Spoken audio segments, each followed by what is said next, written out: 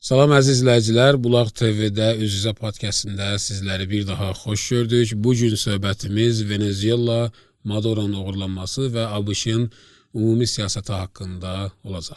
Mən də öz növbəmdə hər birinizi salamlayıram, xoş gördük sizləri.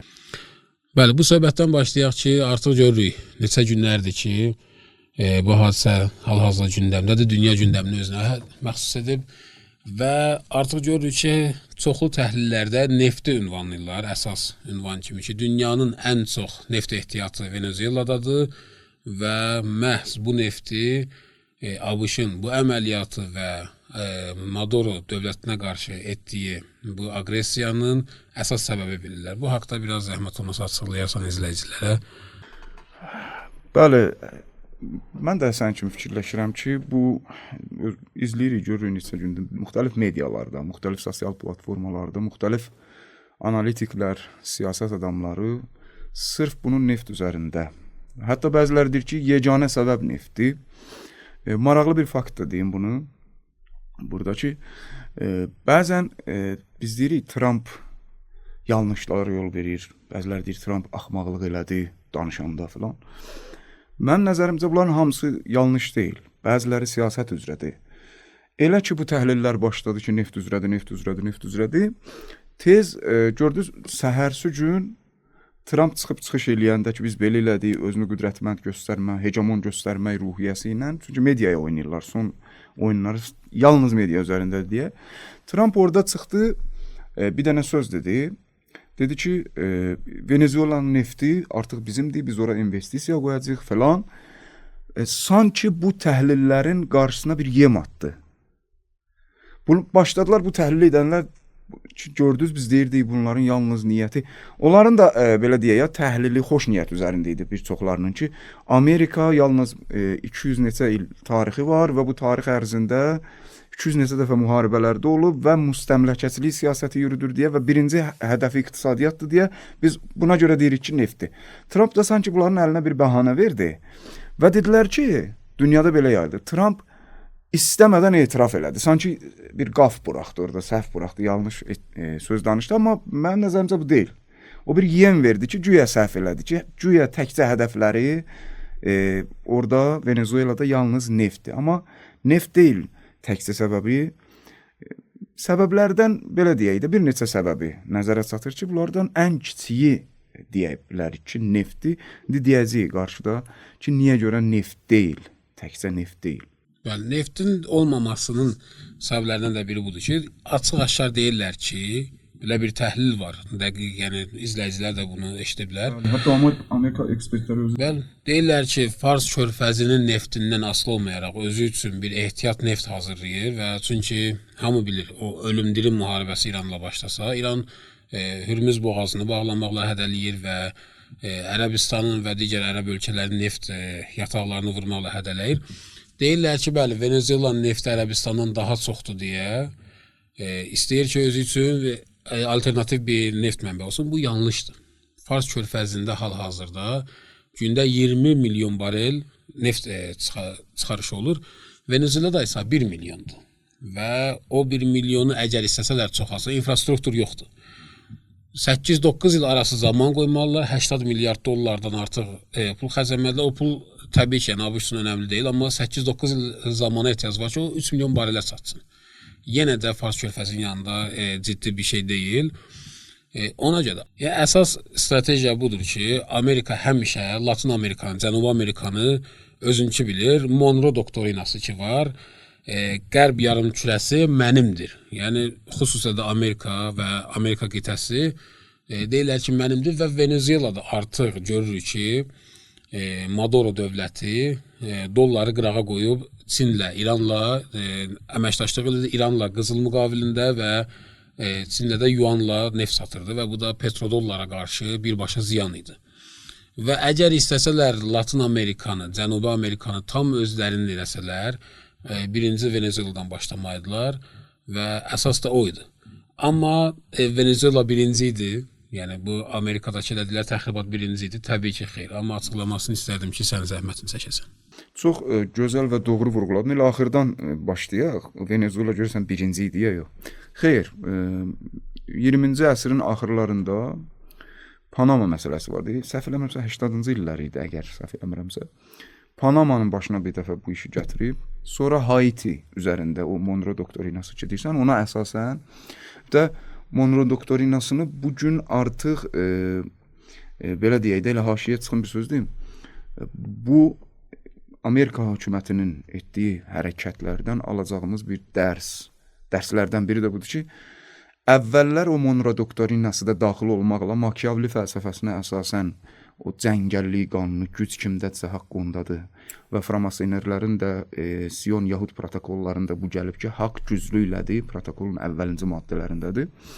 Bunlara əsasən qurulan Monroe politikasını deyək və siyasətini belə deyək, 20-ci əsrin sonlarına qədər, 21-ci əsrin əvvəllərinə qədər bunlar belə qəşəng formada, qalstuklu formada üzərində siyasi adlar qururdular, beynəlxalq təşkilatlar adı ilə, onların yaşıl işığı ilə edirdilər bu hərəkətləri. Yəni gizlədirdilər.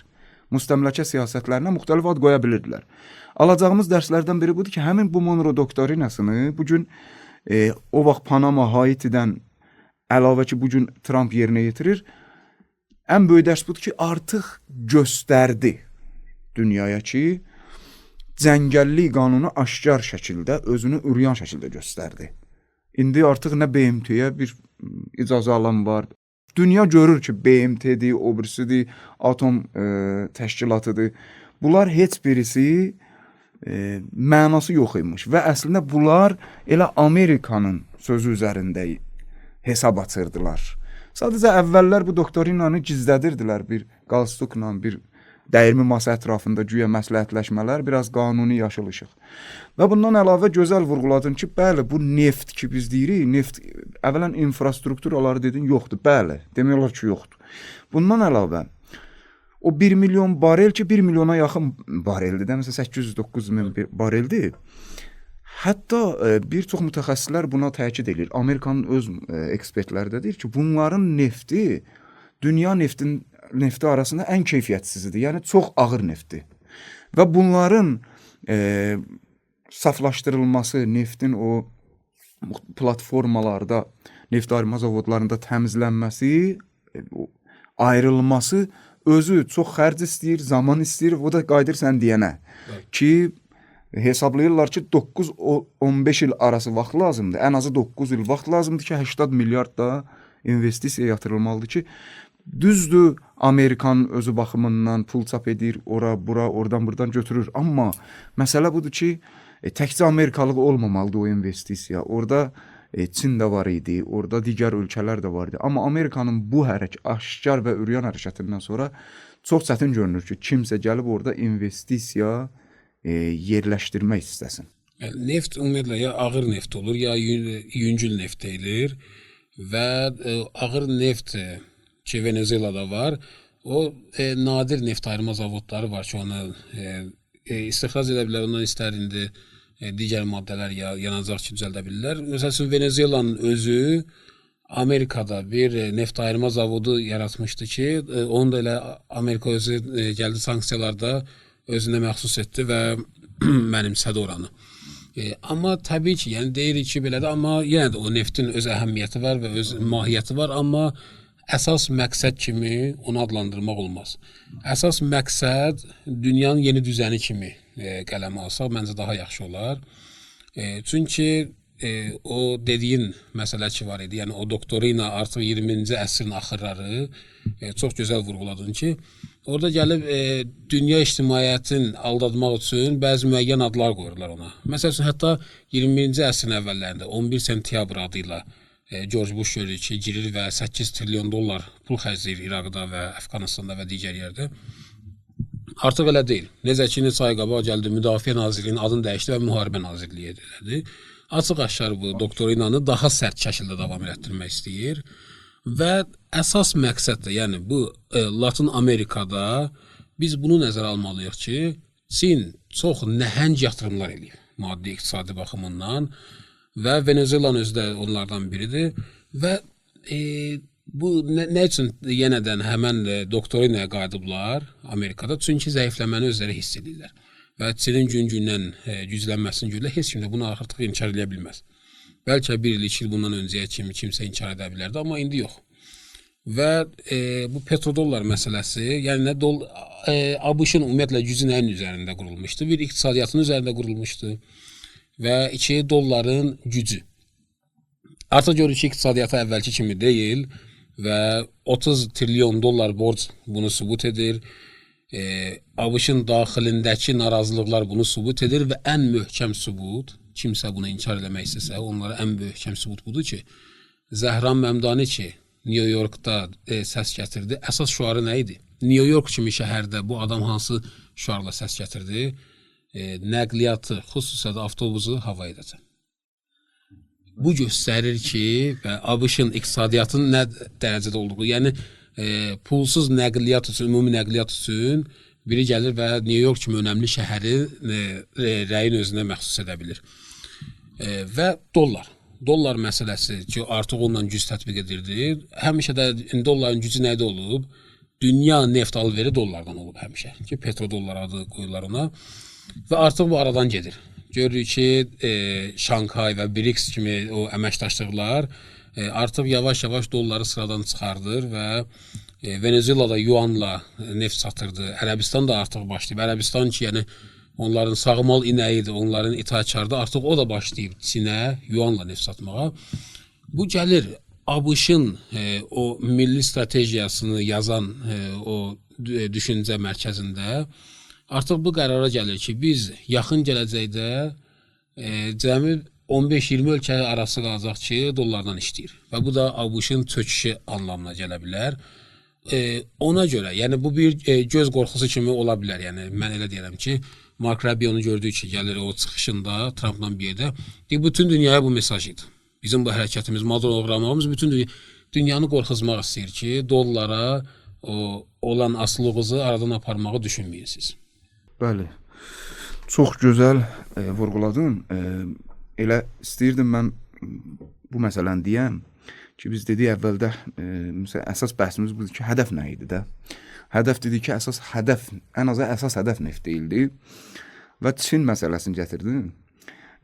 Nəzərə belə çatır ki, əsas 2 hədəf mənim öz şəxsən nəzərimdə canlanır ki, birinə sən biraz qəşəng işarə vurdum, yəni Çin məsələsi. Çin bugün dünya artıq inkar eləyə bilmir. Son 1-2 ilə qədər bir cür balans saxlamışdılar ki, güya Çin hələ Amerikanı keçməyib, amma dünya artıq inkar eləyə bilmir. Çinin son təlimləri ki var idi, hətta hərbi arenada göstərdiyi yenilik təlimlər, müxtəlif növ silahlar, bu artıq dünyaya böyük bir mesaj oldu və bir nöqtəyə də diqqət çəkmək istəyərdim. Çin ki dedin, bax bugün Amerika gəlir Venezuela, qəşəng dedin, Venezueladan başlamalıydı, Kolumbiya, Kuba, yavaş-yavaş onlara keçir. Və hətta Venezuelanın hökuməti ki, süqut eləməyib ki, Maduro hökumətinin davamıdır. Onun müavini də bir xanım gəlib oturub. Hətta o xanıma belə Trump yenə də ultimatum verir. Məsələ nədir? Bu nəzərə çatır ki, bunlar Çinin hegemoniyasını görür və Çin 7 dənə əsas su yolları var, kanallar. Onun 3-ü İran və ona bağlı olan qüvvələrin nəzarətindədir əsası. Qərbi Asiyadakı onlar Middle East deyirlər də, yaxın şərq deyirlər. Onu da belə özlərinə əsasən hesablayıb deyirlər, Middle East. Orada Süveyş kanalıdır, Babülməndəb boğazıdır, sən bayaq dedin Fars körfəzində Hormuz boğazıdır. Bunlar 3 dənə əsas, 7 dənədən 3-ü. Biri də Panama idi də, keçid. O Çinlə imzalamışdı, müqaviləsi var idi. Panamaya da hədə qorxu gəlirdilər. Nəzərə çatır ki, bu yavaş-yavaş iş aparmaq istəyir ki, Panamanı da ələ keçitsin. Və ona görə deyirəm ki, əsas nəzərə çatan səbəblərdən biri budur ki, sən toxundun. Amerika görür ki, mən illərdir, hətta 2 əsrdə ən azı, dünyaya hegemon kimi tanınıram. Dolların hakimiyyəti, iqtisadi və dollar hakimiyyəti ilə o Amerika ki, hərbi arenada 2-3 gündən o tərəfə döyüş etmək qüdrəti yoxdur, məxsusən quru döyüşlərində. Ağzı yanıb Vietnamda, ağzı yanıb, bu bizim bölgədə ağzı yanıb, bu bilinir. İqtisadiyyat və dollarla hakimiyyət qururdu. Və indi Amerika görür ki, mən ki hər yeri özümünki diktə elirdim. Bugün mənim arxa baxsam, mənim özümünki saydığım Latin Amerikasında Çin var. Çinin ən yaxın həmkarları Rusiya var. İranın beyin mərkəzi olaraq iştirakı var və Venezuelada bu biraz qabarırdı deyə bu onu qorxutdu. Əsas səbəblərdən biri budur ki, Amerika Venezuela ilə başladı. Nəinki deyə əsas səbəb neftdir. Ona görə deyirəm, sən qəşəng işarə vurdun. Çin məsələsindən bu yadıma düşdü ki, mən nəzərimdə budur ki, əsas iki səbəbdən nəzərə çatan səbəblərdən biri də budur. Mən deyir, dünyanın o başını idarə eləmək planım var idi. Baxıram, görürəm ki, Çin başda olmaqla ki, əsas iqtisadi rəqibimdir. Rusiya ilə İran gəlib mənim arxa baxcamda mənə qarşı bu belə hesab eləyir də. Bunu çox ciddi nəzərə almaq lazımdır. Bu yəni artıq Amerikada bu görür ki, çox önəmli bir məsələdir olur. O Panamanı ki dedim, çox gözəldir. Panamanı hətta hədələdi. Ki işğal edəcəm, gəlib burada özüm hakimiyyət quracam. Yəni o meşə qanunu rəsmi şəkildə Panama məcbur edib, onlar dedilər ki, 1 illik müqavilə qutarandan sonra artıq Çindən artırmayacaq. Və yəni bu işğal da onların ilk dəfə deyil. Biz Meksikaya da baxsaq, Meksikanın təxminən 50%-ni işğal ediblər. Yəni bu gün gördüyümüz Floridada, Texasda və bəzi yerlərdə görürük ki, Meksikanın ərazilərindən götürülüb. Və bu yəni həmən o doktorinadır da, yəni ki, Latin Amerika mənimdir. Avropa və Amerika arasındakı bu münaqişələr və ixtilaflar ki, görürük ki, yaranıb. Venezueladakı bu olan əməliyyat və Maduro'nun uğurlanması haqqında biz bunları bir-birinə aidiyyatı necə görürük, bir-birinə necə bağlaya bildik bunları? Çox gözəl sualdır əslində. Bir-birinə möhkəm əlaqəsi var. Biz nədən danışdıq? Dedik ki, əsas səbəb budur ki, neft deyil. Əsas səbəb budur ki, öz hegemoniyasını həm dünyaya göstərmək istəyir, sınmış prestijini qaytarmaq. Həm Latin Amerikası ölkələri qorxusu öz arxa baxçasıdır. Və orada dedik ki, təhdid eləyə gəlir. İndi Trump bu gün xəbəri çıxır, xəbərlər dünyada. Trump deyir ki, Kolumbiyadan filandan əlavə deyir, Grenlandiya da bizim olmalıdır. Grenlandiyanın bizim əlimizə keçməsi bizim təhlükəsizliyimizi təmin edir. Hansı bəhanə ilə deyir, Çinlə Rusiyanın oranın ətrafını əhatə ediblər filan. Bu Grenlandiya məsələsi də, bilirsən də, Amerikanın müstəmləkə bir qızıldərililəri 70 milyon, 100 milyona yaxın qızıldərilini qılıncdan keçirib yaradılmış Amerikanın əsas mənbəyi hardan qaynaqlanıb? İngiltərədən, Böyük Britaniyadan. Yahud cəsuslarının əli ilə Böyük Britaniya ilə yaradılıb bu. Yəni bir növ Amerikanın İngiltərənin yaratdığı divdir. İndi qayıdır İngiltərə ki, özü deyir mənəm əsas dünyanı idarə edici, siyasi baxımdan kontrol edən mənəm, mərkəzli fikir otağı mənəm. Grenlandiyada İngiltərənin müstəmləkəsi sayılır. İndi Trump deyir ki, İngiltərənin böyütdüyü div. Deyir ki, Grenlandiya mənim olmalıdır. Avropada artıq tərpənişlər başlayır. Çünki Avropanın İngiltərə nə də olmasa, arxa pərdədə də olsa, idarə edən əslində İngiltərədir. Hətta Amerikanın özün. İndi Amerika deyir ki, yox, Grenlandiya mənim olmalıdır. Burada ixtilaflar nəzərə çatır ki, əsas kökünün bir tərəfi də ən azından bu iddialara qayıdır ki, yaxın gələcəkdə biz bunu müşahidə edə bilərik. Trump'ın ikinci prezidentlik dövründə, yəni birinci dövründən sonra Joe Biden prezident oldu, ondan sonra yenə Donald Trump qayıtdı. Diqqət eləsə, ikinci dövründəki seçdiyi nazirləri və onun o dövlət komandası birinci dövrdən tam fərqlidir. Yəni birinci dövrdən heç kəsi ikinci dövrdə görmürük. Və niyə? Çünki Trump'ı ikinci dəfə prezident edən komanda tam fərqli bir komandadır. Bunlar MAGA düşüncəsində, yəni Make America Great Again, yəni bir daha Amerikanı möhtəşəm edək və güclü edək bu düşüncədədir. Yəni deyirlər ki, biz dünyadakı olayları və dünyadakı digər ölkələri, xüsusən də Avropanı himayət etməyə bizim ehtiyacımız yoxdur. Bizdə yalnız Amerika önəmlidir. Deyirlər ki, bunlar biz tarix boyu getmiş Orta Şərqdə, Yaponiyada, Koreada, Asiyada, Afrikada, müxtəlif yerlərdə bazalar qurmuşuq və bu bizi zəiflədib. 250 ildə Amerika yaranıb və yalnız 16 il müharibədə olmayıb. Və deyir ki, bu bizi zəiflədib və artıq biz yetərincə o istədiyimiz gücə malik deyilik və ona görə də görürük ki, Orta Şərqdən yavaş-yavaş çıxmağa, tədricən qüvvələrini azaldmağa başlar Eyni Əsədi İraqda tam tərk edirlər və digər bazaları. Bunlar əsasən də, yəni bu Venezueladakı olan hadisədə bu həmən düşüncənin göstəricisidir. Və o dediyin Avropada həmən məsələ, Ukraynada da görürük ki, təxmin edir. Yəni deyir ki, ərazini ver getsin və burada atəşkəs etməlisən. Niyə artıq o raketlər və o silahlar ki, Ukraynaya daşınır Amerikadan, onun qabağını almaq istəyir. Və Avropalılar da deyir ki, belə istəsək ki, yəni o rəsmi təhlillərdən qırağa çıxaq, bir cümlədə deyək, Avropalılar deyir ki, oturun ruslarla birazlığa gəlin, yoxsa Rus sizi məhv edəcək. Bəli. Mənim üstümdə hesab açmayın bundan Bəli, sonra. bəli. Məncə öz qayğıma qalın. Bəli, xülasəsi budur. Yəni Amerika bu dəqiqə 2 dənə tərəfdən özünü xilas eləmək istəyir, xülasəsi. Öz canının hayındadır. Bir, İsraili bacarsa xilas eləsin. Hətta mənim yadımdadır, bu yaxınlarda rəhbərin çıxışlarından birində bir neçə il bundan öncə bir söz demişdi. Ha, bu maraqlı sözdür. Demişdi, lazım olsa mümkündür ki, Amerika İsraili də versin. Həmən bu söhbətdə. Öz canının hayındadır. Ona görə də görünən elə budur ki, Amerika öz canının hayına görə Venezuela məsələsini qabardı və hegemon göstərmək istəyir özünü. Biz bu məsələni daha ətraflı izah eləməliyik və amma təəssüf ki, zaman çox olur və izləyicilər ola bilər ki, bu qədər uzun söhbətə dinləyə bilməsinlər. Burada kifayətlənsə məncə yaxşıdır. Əziz izləyicilər, təşəkkür edirik ki, bizi bura qədər izlədiniz. Bizim videolarımızı, paylaşımlarımızı paylaşmaqla, abunə olmaqla bizə dəstək olun. Sağ olun, Allah'a emanet olun. Allah'a emanet olun.